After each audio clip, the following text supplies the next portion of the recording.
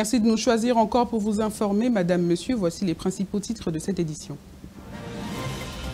Bukavu, encore sous un choc ce jeudi avant midi. 2 grenades ont explosé à la place de l'Indépendance après le meeting de l'armée rwandaise et ses supplétifs du M23 AFC. L'explosion a fait une dizaine de victimes et plusieurs blessés. Certains activistes de droits humains craignent de représailles contre la population de cette ville.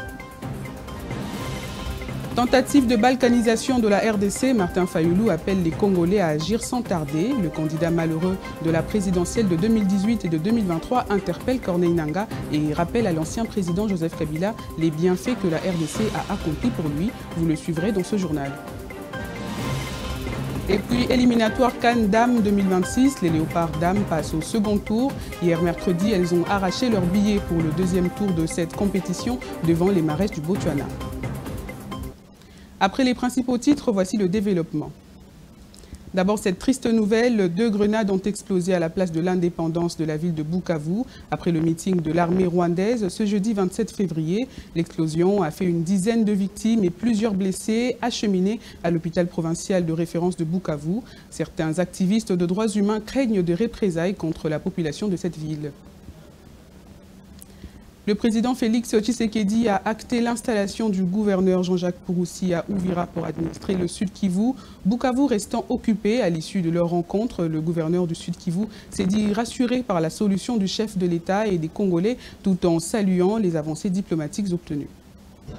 Nous avons discuté avec le chef de l'état d'évolution de la situation et de la manière dont nous allons récupérer nos territoires et toute la province, la manière dont nous allons aider nos populations affectées par cette guerre injuste nous imposée par nos voisins. Voilà un peu. Et je remercie donc la population du Sud Kivu, quel que soit le défi. C'est une population résiliente, donc elle continue à nous appuyer, à nous apporter son appui. Et d'ici au plus tard, dans les 48 heures, je serai de retour dans la province du Sud Kivu.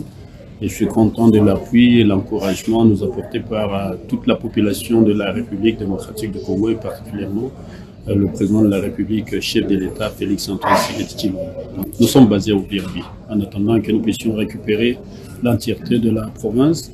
Nous avons renforcé le front international, donc nous sommes en train de mener une diplomatie offensive à l'image des efforts déployés par le président de la République, chef de l'État. Nous sommes aussi engagés à ses côtés dans une diplomatie offensive. J'ai rencontré toutes les chancelleries représentées en RDC, que ce soit les États-Unis, l'Union européenne, que ce soit la Belgique, que ce soit les monarchies du Golfe. Nous sommes en train de travailler. Nous pensons que nous pouvons vivre en paix sans verser le sang. Ça fait 30 ans que ça dure. Mais nous pensons que nous avons suffisamment de ressources humaines, mais aussi minérales et naturelles, pour que tout le monde vive très bien en République démocratique du Congo, dans la province du Sud Kivu, mais aussi dans toute l'Afrique. Et donc on arrête de se faire de guerres inutiles. Il y a lieu qu'on vive en harmonie tous ensemble, grâce à ce que nous avons. Et pour ça, nos voisins doivent... Face aux accusations de soutien au M23 dans l'est de la RDC, le Royaume-Uni a pris une série de sanctions contre le Rwanda. Londres suspend son aide financière bilatérale à Kigali, hors assistante humanitaire, restreint les activités de promotion commerciale et met fin à la participation de hauts responsables rwandais à ces événements officiels. D'autres mesures comme la suspension de l'aide à la formation militaire et la révision des licences d'exportation de matériel de défense viennent accentuer la pression sur le régime de Paul Kagame. L'insécurité dans l'est de la RDC frappe durement l'éducation. Plus de 2500 écoles fermées, plus d'1 million d'enfants affectés, des établissements détruits ou occupés par des groupes armés. Face à cette crise, le ministère de l'Éducation met en place un comité de crise pour coordonner les actions et sensibiliser l'opinion sur l'urgence d'une réponse adaptée. Dans son alerte, le ministère de l'Éducation nationale et Nouvelle Citoyenneté indique que l'impact dévastateur de la situation sécuritaire du pays sur l'éducation des enfants, entraînant actuellement la fermeture de 2594 écoles, dont 1483 au Nord Kivu et 1111 au Sud Kivu, affectant 1 108 962 enfants. Nombreuses écoles ont été été bombardée, détruite et transformée en base militaire par des groupes armés. La présence d'engins explosifs dans certaines écoles compromet gravement la sécurité des élèves et des enseignants. Une tragédie sans précédent. La ministre Raissa Malou révèle également que la ville de Goma est marquée par une forte psychose suite à des cas de recrutement forcé des élèves par les M23 et l'armée rwandaise. Comme mesure palliative, les ministères décident de mettre en place un programme d'éducation d'urgence visant à garantir l'accès à l'apprentissage malgré l'instabilité. Ces programmes incluent l'enseignement à distance et des dispositions spéciales pour la préparation et l'organisation des évaluations certificatives. En parallèle, des kits scolaires et des fournitures essentielles sont prévus pour les élèves les plus vulnérables. Ce sont les enfants qui rentrent dans toutes les écoles à Goma. Durant son séjour en RDC, le procureur de la CPI, Karim Khan, a poursuivi des échanges sur la poursuite des responsables de crimes attribués à la coalition AFC M23 RDF en RDC. Il a rencontré le bureau de l'Assemblée nationale pour discuter de la situation sécuritaire. Écoutez la réaction du deuxième vice-président de la Chambre basse après cet entretien. Nous avons, avec mes collègues, reçu le procureur de la CPI. Nous nous sommes entretenus de la situation sécuritaire, spécialement de l'agression rwandaise. Non, il est passé au Parlement pour donner un message. Le message, c'est que la CPI compte à ce que le Parlement congolais mette une loi en place qui leur permettra de collaborer avec la justice congolaise pour sanctionner les différents crimes qui se commettent dans notre pays. Le message que nous lançons à notre population, nous leur disons qu'en ce moment difficile, la République démocratique du Congo n'est pas saine. Nous avons à travers le monde des institutions et des pays sur lesquels nous pouvons compter. La preuve est que la République démocratique du Congo, par la voix de son Excellence M. Félix Antoine Tshisekedi Tshilombo, président de la République, s'est plaint auprès de la CPI à la suite de l'agression rwandaise contre notre pays. Eh bien, la CPI a compris l'importance de cette plainte et il est venu s'enquérir auprès des autorités congolaises. Donc, le dossier est en cours. Nous allons nous organiser pour apporter des preuves. Nous allons également mettre une loi en place pour sanctionner des crimes qui se commettent à l'intérieur du pays et ceux qui se commettent le long de nos frontières. L'opposant Martin Fayoulou joint finalement sa voix à celle des milliers de Congolais pour dire non à la balkanisation de la RDC. Le candidat malheureux de la présidentielle de 2018 et de 2023 interpelle Corneille Nangaa au cours d'un point de presse animé ce jeudi 27 février. Fayoulou rappelle à l'ancien président Joseph Kabila les bienfaits que la RDC a accomplis pour lui. Combien de morts faudra-t-il encore pour que nous prenions pleinement conscience de l'urgence d'unir nos forces, de transcender nos divergences et de trouver une solution pour préserver les 2 345 410 km² de notre territoire. La balkanisation du Congo, insidieusement orchestrée sous nos yeux, ne saurait être tolérée. C'est un projet ignoble, une profanation de l'héritage légué par Simon Kimbangu et Patrice Lumumba. Aujourd'hui, plus que jamais, il incombe à chaque Congolais d'assumer sa part des responsabilités dans la lutte pour la sauvegarde de notre pays.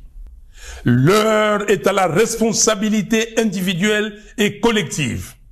Il est temps d'agir pour sauver notre pays.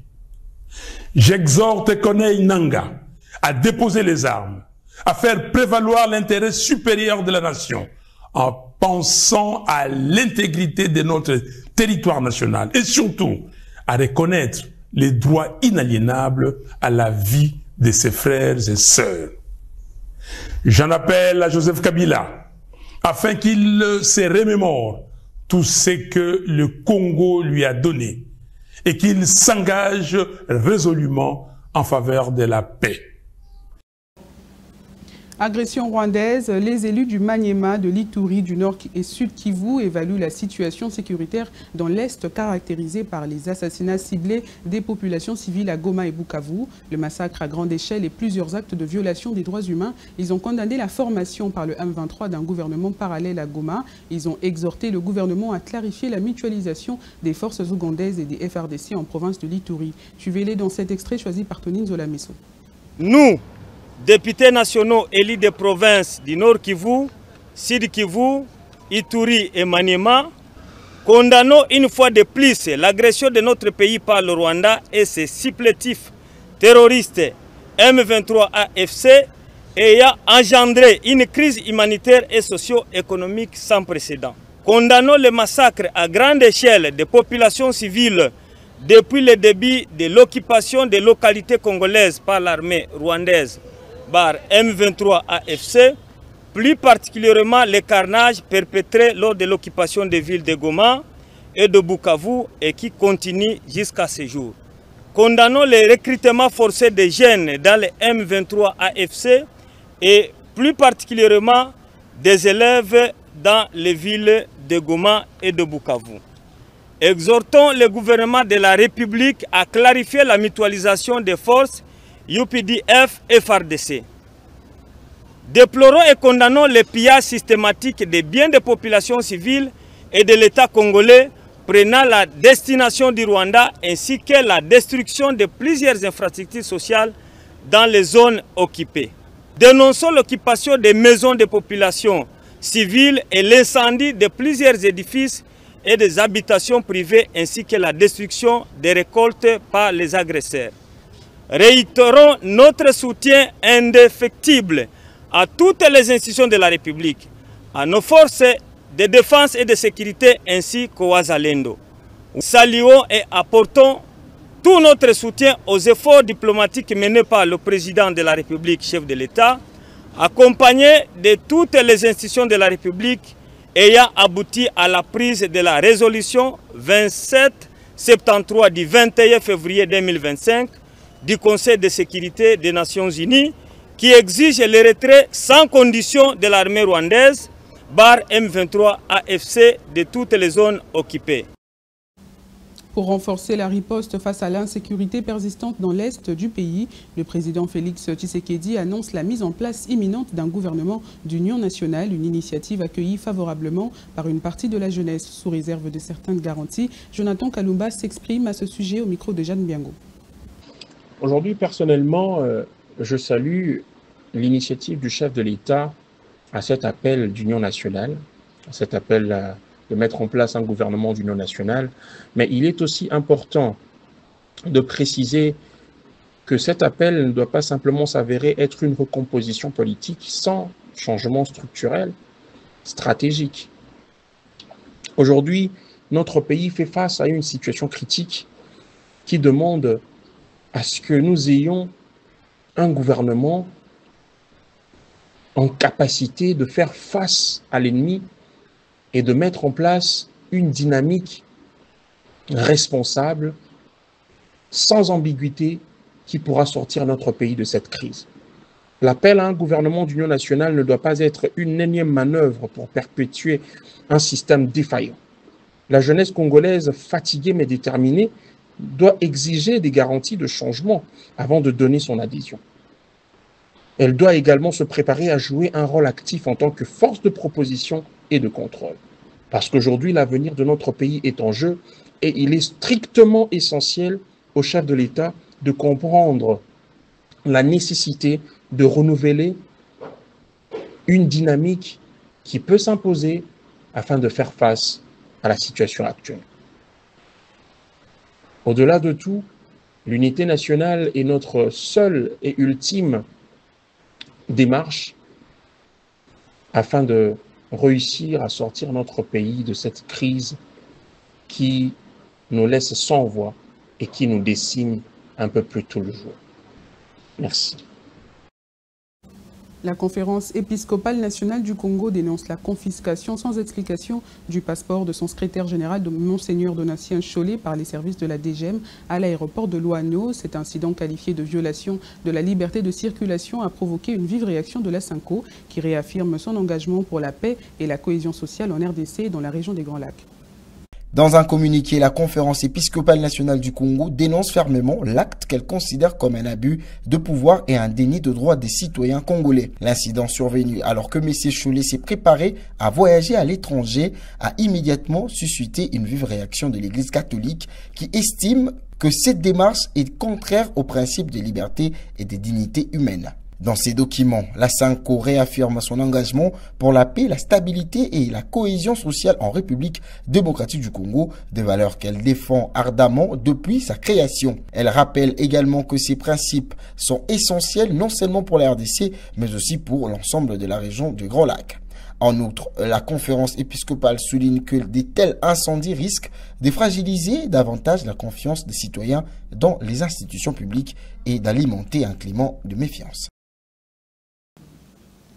Les Léopards dames ont arraché leur billet pour le deuxième tour des éliminatoires de la Coupe d'Afrique des Nations féminines Maroc 2026, mercredi 26 février 2025, devant le Marès du Botswana, de suite d'un match nul et vierge aux 0 buts partout. L'essentiel s'est fait tout de même dans une explication qui aurait été quasiment à leur portée.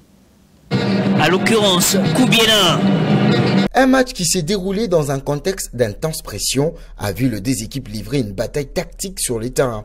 Malgré les efforts déployés par les Maras du Botswana pour tenter de déstabiliser la défense congolaise, les Léopards dames ont su garder leur calme et résister à toutes les attaques adverses. La rencontre s'est soldée par un nul et a suffi pour assurer leur qualification grâce à la performance globale de l'équipe lors de précédentes rencontres. Cette qualification pour le deuxième tour représente une étape importante pour le football féminin congolais qui continue de croître et de s'y faire un nom sur la scène africaine. Les joueuses, guidées par leurs sélectionneurs, ont montré qu'elles sont prêtes à relever de nouveaux défis et à aller plus loin dans ces éliminatoires.